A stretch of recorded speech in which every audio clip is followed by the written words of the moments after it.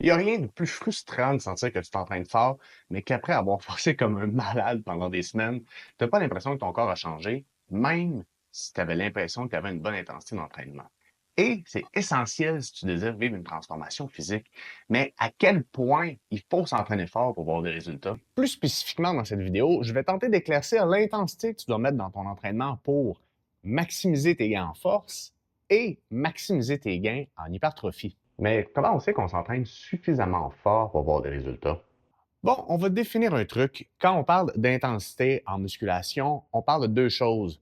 De la charge utilisée, puis du fait d'être le plus proche possible de l'échec musculaire. Donc, notre capacité à plus pouvoir soulever la charge utilisée. L'intensité n'est pas liée aux fréquences cardiaques, à la sudation, au sentiment de brûlure, le lactate qu'on trouve dans le muscle. Pour bien comprendre, on considère que de faire 4 répétitions avec 100 livres, c'est plus intense, évidemment si c'est le maximum réel qu'on peut faire, que de faire 25 répétitions avec 50 livres, même si le feeling musculaire va être davantage présent dans le deuxième cas de figure. L'autre chose qui nous porte souvent en confusion est notre fameuse relation aux courbatures. Si tu es un débutant et que tu t'es jamais vraiment entraîné, être loin de ton maximum va quand même créer des courbatures. Puis si tu es quelqu'un d'intermédiaire avancé qui a pris une pause, recommencer l'entraînement va créer des courbatures. Donc, comme les fréquences cardiaques ou la sudation, les courbatures ne sont pas un bon indicateur de l'intensité de ton entraînement, puis encore moins de ta progression. Puis quand on parle de progression, on veut dire quoi exactement? On va tenter de faire ça simple en regardant 3 qualités musculaires que l'on développe lorsqu'on s'entraîne. La force musculaire, c'est notre capacité à soulever plus lourd. L'hypertrophie, c'est une zone d'entraînement équilibrée entre une charge lourde et un nombre de répétitions élevé, genre 5 à 15, qui semble donner les meilleurs gains au niveau de la masse musculaire. Vous allez voir plus loin, je vais parler de puissance, mais pour l'instant, on garde ça simple. Fait qu'en force, notre progression, c'est assurément la charge utilisée au fil des entraînements. Pour la force, là, pensez à un athlète d'haltérophilie, c'est l'emblème de la force musculaire. Moins de volume, donc moins de répétitions, mais une capacité à soulever des charges très, très lourdes. Pour l'hypertrophie, notre progression est hybride. On veut des fois faire plus de répétitions, des fois soulever plus lourd. La progression va se mesurer avec l'augmentation parallèle des charges puis des répétitions, puis aussi avec le volume musculaire. C'est assurément cette zone de travail-là qui va modifier le plus notre silhouette. Maintenant, que tu fasses 4, 12 ou 25 répétitions, ça va être difficile. Mais ce qu'il faut aller au maximum à chaque fois, puis comment on s'assure qu'on a travaillé assez fort? Pour clarifier c'est quoi s'entraîner fort, il faut discuter des méthodes d'évaluation de la fatigue ou de la mesure nous séparant de notre maximum réel. En musculation, il faut comprendre les 3 termes suivants pour être capable d'ajuster l'intensité de notre entraînement de la bonne façon. RM. En utilisant le terme effectue 8 RM, on fait référence au fait de faire 8 répétitions maximales, donc voudrait insinuer qu'on utilise une charge maximale pour un nombre de répétitions donné. RIR pour Repetition in Reserve. Ça représente le nombre de répétitions nous séparant de la fin de notre série de notre maximum. Donc, si je fais 10 reps avec 2 RIR, ça veut dire que je serais capable de faire 12 répétitions avec cette charge-là. RPE, donc échelle de perception de l'effort, ça représente l'effort maximal perçu de façon subjective. Donc, si je veux que tu fasses 12 répétitions avec une échelle de 8 sur 10, ça veut dire que tu irais à 80 de ton max. Dans la prochaine section, je vais te donner des exemples précis issus de ma pratique personnelle, puis je vais t'expliquer comment la recherche autour de cette vidéo va modifier mon entraînement. Mais avant, est-ce que notre cerveau ne nous empêche pas d'atteindre notre maximum? Parce que soyons clairs, là, il n'y a aucun plaisir réel et immédiat à se forcer à soulever des charges jusqu'à l'échec musculaire. Même, on s'expose à des blessures, fait que notre cerveau, il ne joue pas en notre faveur si on veut atteindre l'échec musculaire dans le but de voir des gains. Dans cette étude, on évalue la capacité qu'ont certains participants à estimer leur maximum réel et voici ce qu'on a trouvé, et ce, peu importe le niveau d'expérience des individus. Les participants sont assez précis sur l'estimation de leur max lorsque leur RIR est à moins de 5 répétitions à faire. Les estimations sont plus précises pour les exercices qui ciblent le haut du corps, ce qui nous laisse penser que nous sommes plus loin de notre maximum réel avec des exercices comme le squat ou le leg press versus le bench ou un exercice d'épaule, par exemple. Note aux débutants, et ici je ne parle pas de science, mais de 17 ans de pratique terrain, tu vas avoir des recommandations pour bien commencer sans te casser la tête sur trop de détails, parce que tu n'as pas besoin de te compliquer la vie si tu commences, il faut que tu sois constant en premier. Mais quand tes fondations sont adéquates et que tu sens que tes bases sont consolidées, est-ce que tu dois effectuer toutes tes séries à l'échec musculaire pour voir des gains en hypertrophie? Puis pour ça, là, je vais me baser principalement sur une méta-analyse qui a été publiée en 2021. Puis avec la rigueur de sélection des études qui sont incluses à l'intérieur de cette méta-analyse, ça me semble une excellente référence pour nuancer l'approche à l'intensité de l'entraînement musculaire. Fait que c'est quoi la différence dans les gains en force si on s'entraîne à l'échec ou pas? C'est bien entendu que de s'entraîner à l'échec favorise le recrutement d'unités motrices, puis une unité motrice, ça représente le groupe de neurones puis de fibres musculaires qui le contrôle. Plus la charge est élevée, plus il va avoir de recrutement d'unités motrices, donc de fibres musculaires sollicitées. Mais est-ce qu'il faut aller à l'échec tout le temps, un peu, souvent, pour que le recrutement de ces unités motrices optimise tes gains? Ce qu'une des études a réussi à démontrer clairement concernant les gains en force musculaire, c'est que le recrutement est optimal lorsque la série est effectuée avec une ou deux répétitions en réserve. Et lorsque l'on compare les gains en force sur des sujets qui pratiquent un entraînement à l'échec versus non à l'échec, les gains semblent être plus profitables pour les sujets n'allant pas à l'échec, et ce, peu importe que le volume soit égalisé ou non. L'échec répété semble créer une fatigue neuromusculaire qui nuit à la progression, puis ça risque de créer des blessures par le fait même. Mais attends un peu, là, que le volume soit égalisé ou non. Quand j'ai lu ça, j'ai pris quelques minutes pour m'assurer de bien comprendre ce qu'on cherche à expliquer.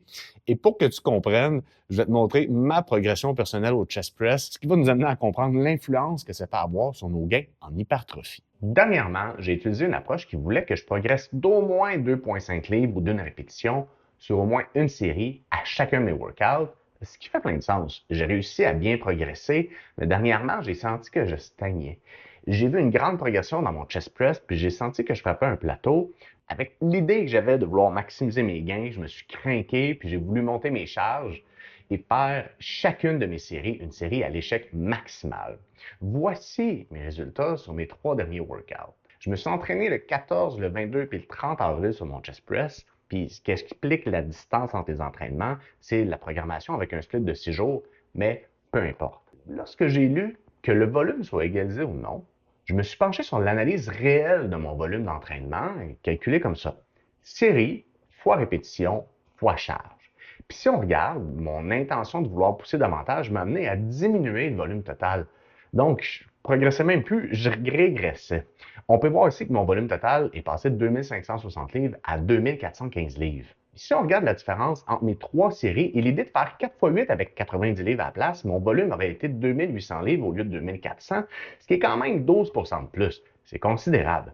Si par exemple, on s'entraîne à l'échec pour 3 séries, 12 reps à 150, 10 reps à 150, 8 reps à 150, pour un total de 4500 livres, il est clair que les résultats vont être plus intéressants en hypertrophie que si on faisait 8 à 150, 8 à 150, 8 à 150 pour un total de 3600 livres.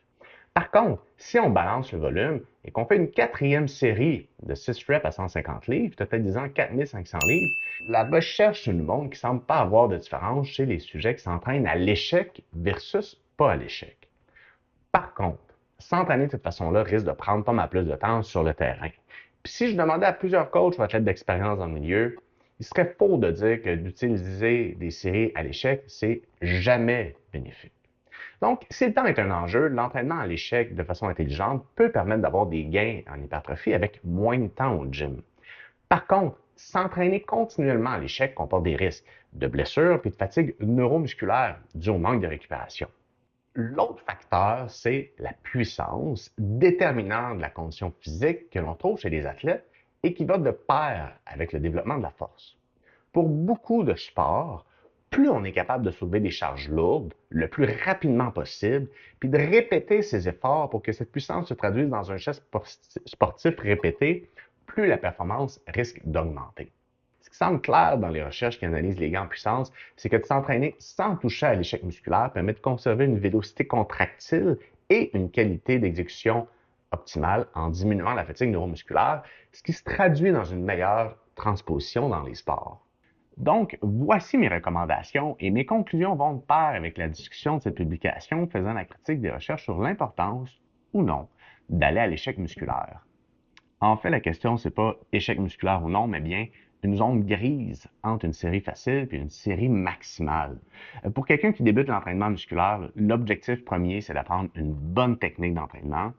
de bien ressentir les muscles que l'on veut travailler, puis de s'entraîner à conserver la qualité d'exécution lorsque la fatigue musculaire est élevée pour s'entraîner à être capable de faire un effort maximal ou élevé sans se blesser. Par rapport à l'hypertrophie, puis considérant que la personne aurait complété ses bases en débutant, je modulerais mes méthodes d'entraînement puis mon entraînement personnel avec des variantes comme celle-ci. Considérant que de toujours aller à l'échec musculaire crée de la fatigue neuromusculaire puis comporte des risques de blessures, mais que l'échec nous permet quand même de toucher la limite de nos capacités physiques, ce qui induit inévitablement une adaptation du corps humain. Et il faut considérer le volume total parce que l'échec tout le temps, comme on a vu avec mon exemple, ça risque de diminuer ton volume global. Et il faut prendre en considération le temps d'entraînement de chaque individu. Je crois qu'il est pertinent d'utiliser des vraies séries à l'échec pour la dernière ou les 2 dernières séries uniquement en utilisant des périodes de décharge où on joue sur le volume pour continuer à progresser sans risquer de se blesser ou de se fatiguer. Aussi, je vais m'assurer de bien suivre mes charges pour être capable d'utiliser ces données-là pour améliorer ma progression puis tirer des conclusions constructives pour continuer à m'ajuster. Si le temps devient un enjeu, par moment, je vais faire moins de volume avec des bonnes séries pour m'assurer de maintenir mes gains. Maintenant, si les gains en force sont l'objectif, il semble clair que développer la capacité à se garder 1 ou 2 répétitions en réserve semble être la meilleure stratégie. Puis si les gains en puissance sont l'objectif, viser à conserver la vélocité du mouvement semble être la meilleure stratégie, surtout si on inclut ces entraînements-là dans un calendrier sportif. Hey, j'espère que tu as apprécié la vidéo. Like, partage si tu veux d'autres contenus comme celui-là.